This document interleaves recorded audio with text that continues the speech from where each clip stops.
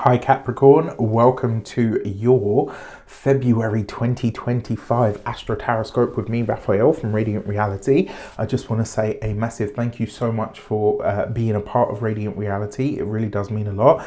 If you are a continued subby, you know Rafi loves you. If you're new to my channel, please don't forget to like, share, and if you should so choose and this resonates, hit the subscribe button. Remember, whenever I'm talking about astrology, I'm talking about whole sign tropical Western astrology, for those of you that would like to know. If I ever miss any of the dates or the details around the degrees, etc., you'll find that stuff in the description box below. With that said, I would like to bless my decks of cards with all forms of love, light, peace, prosperity, and abundance. And I pray that the messages that come through are ultimately clear and concise, and they help you on your path to your highest vibrational good. So I'm going to give these a shuffle. And then we're going to get stuck in, right? So got some interesting things to talk about for you here as we come into the month of February. All right, so for your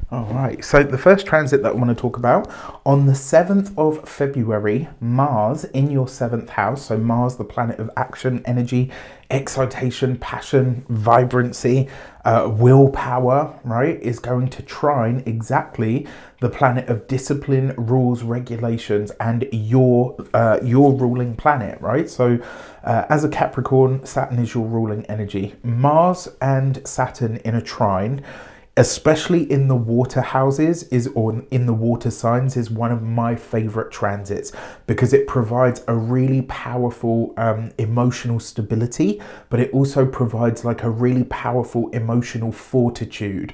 This for you is happening across your 7th house and your 3rd house.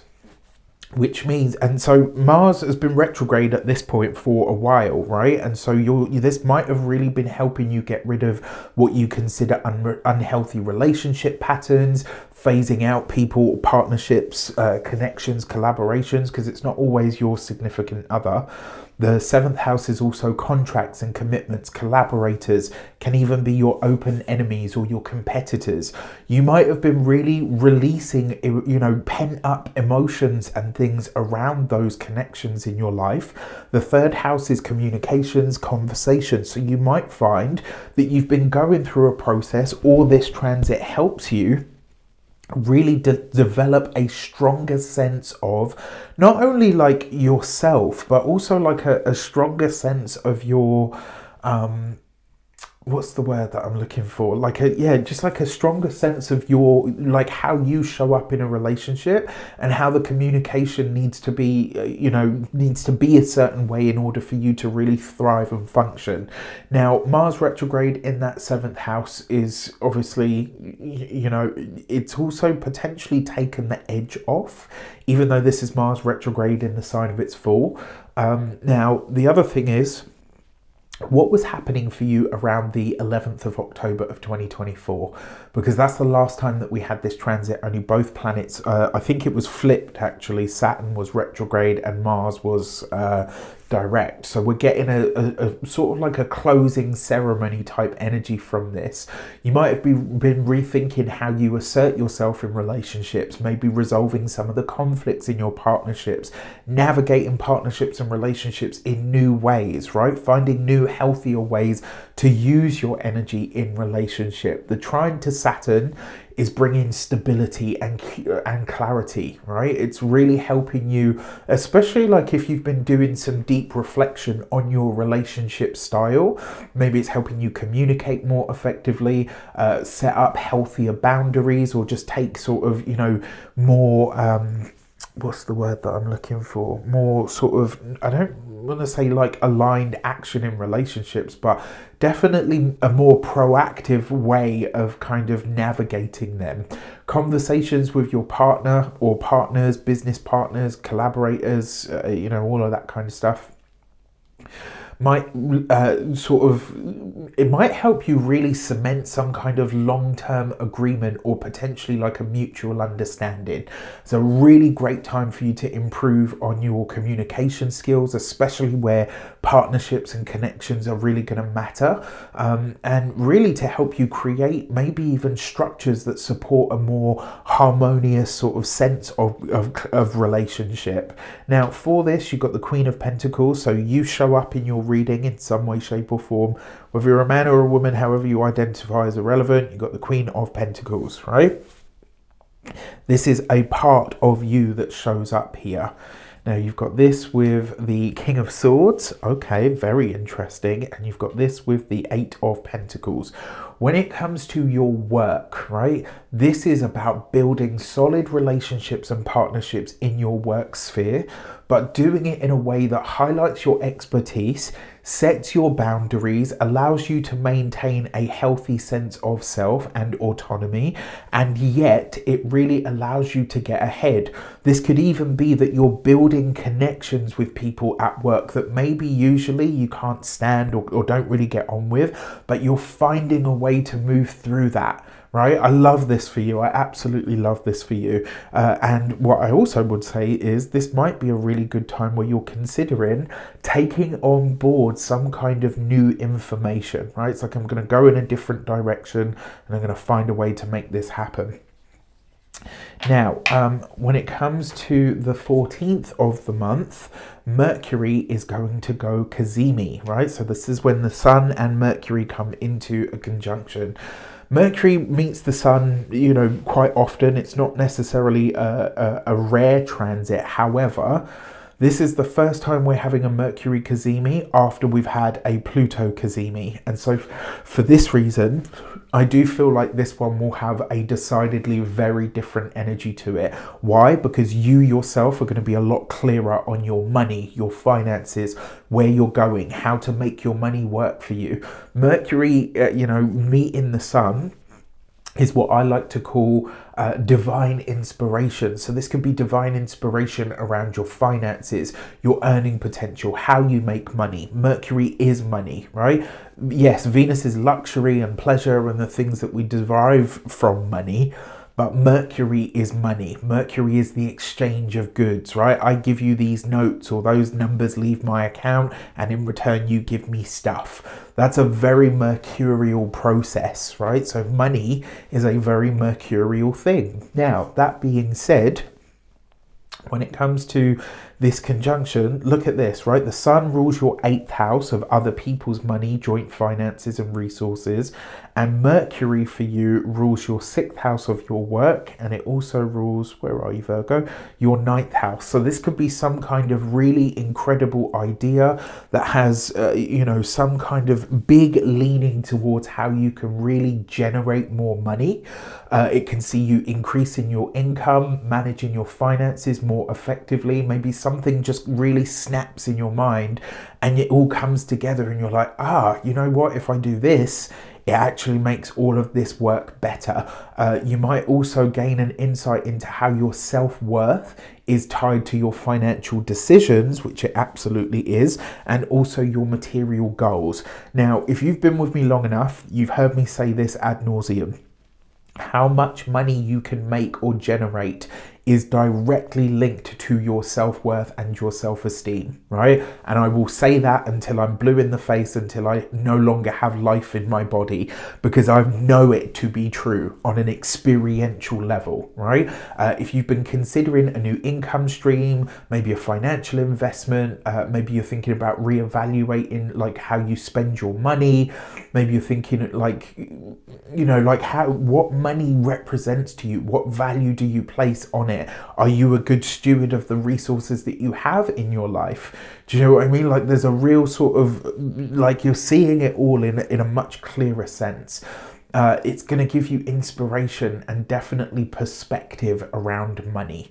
All right, so trust any sort of sudden insights that you have around this time when it comes to finances. So you got the Seven of Wands. You might feel like this realization that you have is not being backed or sort of acknowledged by others. You've got this with the Three of Pentacles, so you're going to have to look for the right people to collaborate with. And you've got the Knight of Pentacles. Whatever this idea is, you're going to want to implement it straight away. And the truth of the matter is, it may take a bit longer than that, right? You might need to, there might be some things that you need to put in place, knowledge that you need to gain, you know, I don't want to say licenses that you have to get, but, you know, there'll be something that you need to take in order for you to kind of do that, if that makes sense.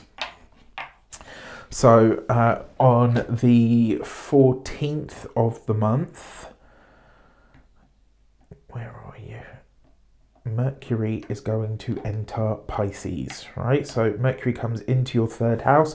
Mercury loves the third house. It understands this place, right? Because it's a natural space for Mercury. Third house of communications, conversations, learning, your local connections, your local area. This transit, Mercury in the third, it tends to make us busier, right? It's going to be a busy time. You're going to be, you know, darting about here, there, and everywhere. Pisces does enhance your creativity and your intuition. So it's a really good time for writing, speaking, journaling, any sort of creative projects or ideas that you've got. Communication might not be as clear at this time because it's Mercury in Pisces. But I love this because there will be a shot of coffee coming to that area. The one thing that I really want you to guard against here is just being busy for the sake of being busy, right? Like if it's not productive busy, then you're just being busy for the sake of it. You know, it's like, oh, I'm so busy. Like, yeah, okay, but are you being effective?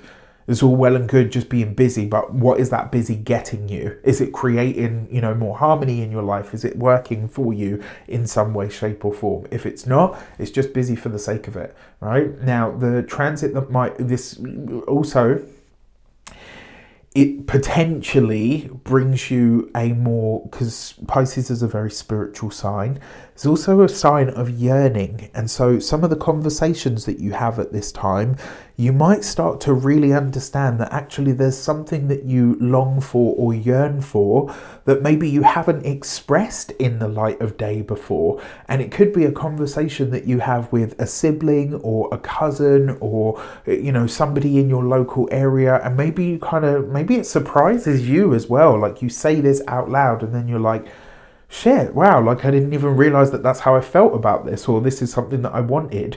You've got the Four of Pentacles with the Maestro, right, which is about your brilliance, and then you've got this with the Queen of Wands. So this might be where you need to set some boundaries around a personal idea. It may also be that an idea that you see as a really good idea or investment opportunity, and maybe you're the only person that can see that at this moment in time.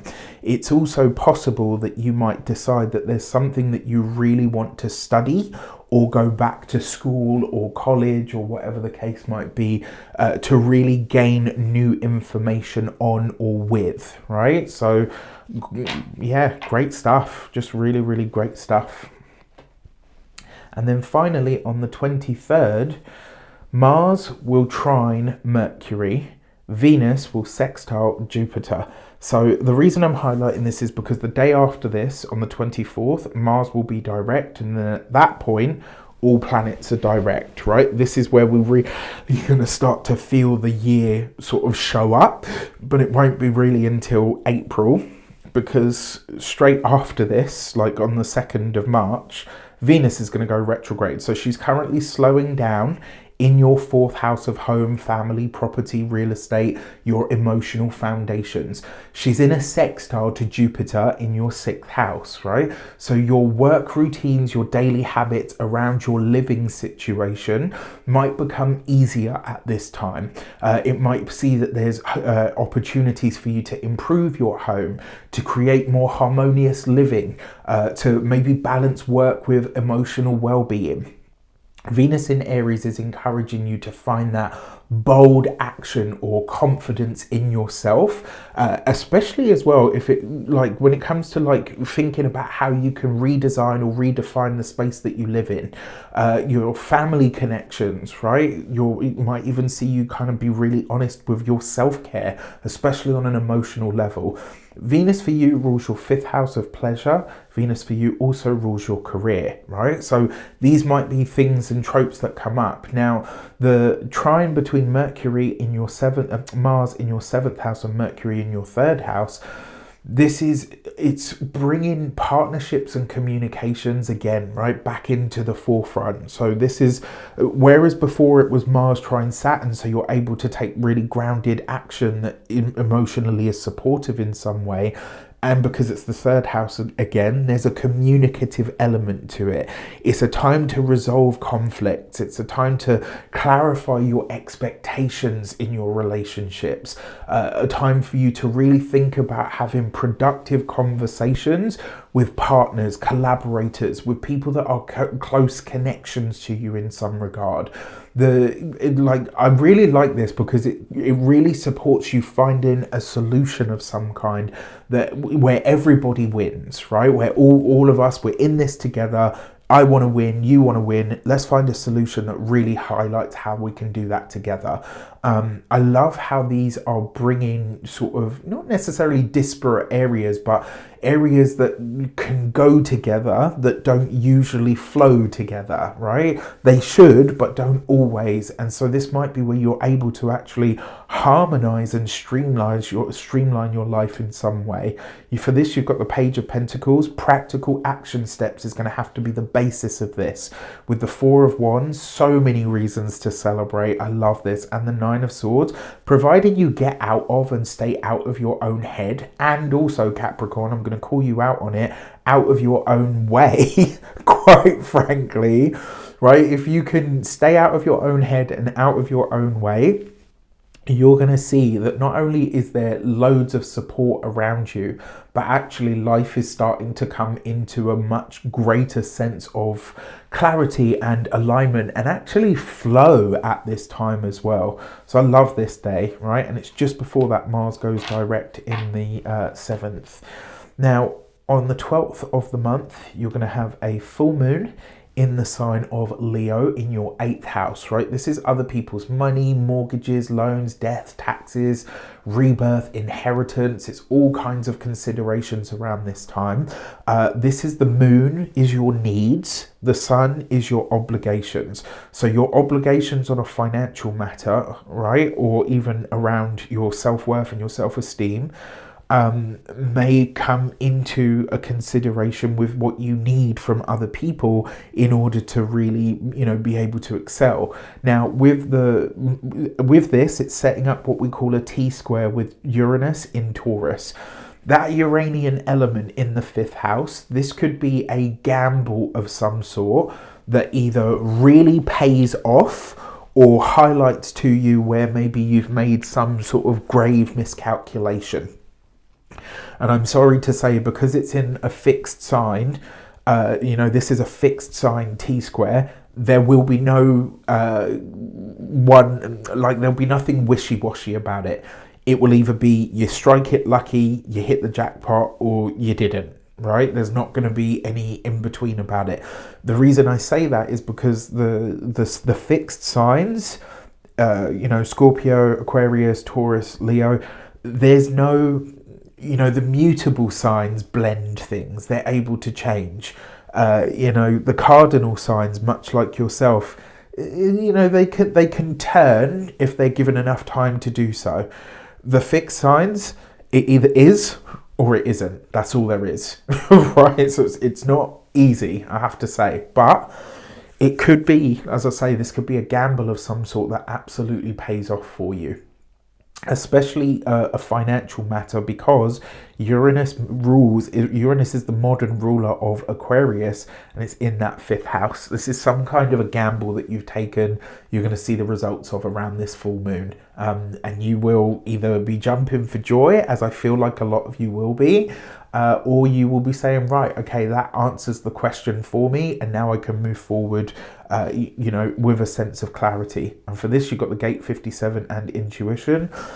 At this moment, you might just be guessing, but at the full moon, you will know, right? And I've got a feeling that all of you will know, like, where this is showing up in your own life at the moment. So at the moment, your intuition's probably like, flip-flopping. 1 minute it's like yes, and then the next minute it's no, and you're like, oh my god, I'm just driving me fucking crazy. And then it's just like but when this full moon hits around the 12th of Feb, whenever there's a lunar transit, unless it's an eclipse, which is a lot longer. A lunar transit for me is 3 days. The day before the full moon, the day of the full moon, and the day after.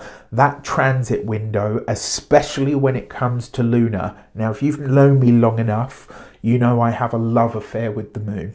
I have since I was very little. Like I just, Luna is...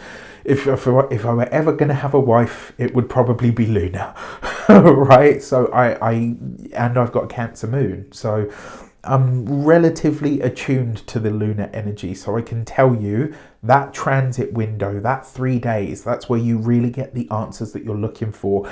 And a full moon is a time of revelation, all right? So keep that in mind. Now, speaking of intuition, if you have ever wanted to learn to read tarot, my tarot course, the intake begins this month. We start on the 2nd of March, so we're going to be going straight in. It's 12 weeks, right? So this is going to be 12 weeks you spend with me. You get live client demo. You're going to get live client practice. You're going to get 12 weeks with me. You're going to get one-to-one time with me, helping you enhance and create a better tarot reader out of you, right? On top of that, you get more PDFs than you can shake a stick at. Rafi loves a PDF. All of my previous students have raved about this course, and I love delivering it. It's one of my favorite things to do. So if you are ready and willing and you want to get into it and you want to learn tarot with me, stay tuned. You're going to be seeing this all over my socials. If you're on them, I will be announcing it here on YouTube. And as if that wasn't enough, I will also be bringing you'll also see it on the YouTube community tab. Now, on the 28th of the month, right at the end of the month, we have the annual Pisces new moon. And for this, you've got the gate 4 and answer. This is an instruction. It's not a prediction, right? So this new moon for you falls in the 3rd house. So that 3rd house is really being lit up. This could be a development in the life of your family, in the life of a sibling, if you've got any. It could be some kind of really important conversations or communications that are showing up. A new moon is a fresh start. So setting intentions for improving how you communicate or, getting the information that you need. All of these things could be really, really helpful to intend at the moment. It might help you expand your skills, right? Put that out there as a wish. Help bring me the skills that I need to really maximize my earning potential. Help me streamline my routines and find a balance between my productivity and my creativity. Now, this card is an answer, right? And so what it says is you have to ask the question of the universe, formulate that question and throw it out into the world. And then you have to wait for the answer. And unfortunately with this, it can't be that, right? It can't be your intuition. It can't even be a dream, right? It has to be something in the real, tangible, hard world. You flick on the TV and they're talking about exactly what you've asked your question around, right? So let's say you say, you know what, universe, should I buy a new car, right? I need a new car, should I buy a new car? Or, yeah, right? So you flick on the radio and they say, oh, this garage has 30% off new cars for, da da da da da. Or, you find yourself in the supermarket and the people in front of you are saying like, oh yeah, did you know so-and-so bought a new car and there were all these problems with it. the conversation or the thing that comes at you is going to give you the answer, but it has to be from the external world and not from within, which is why I say not your intuition, not a dream, not a feeling or anything like that. It has to be real, tangible, hard proof in some way. So with that said, I wish you an abundance of all of that good stuff. Have a fantastic month. Let me know in the comments how it shapes up. Take care, and I'll see you soon.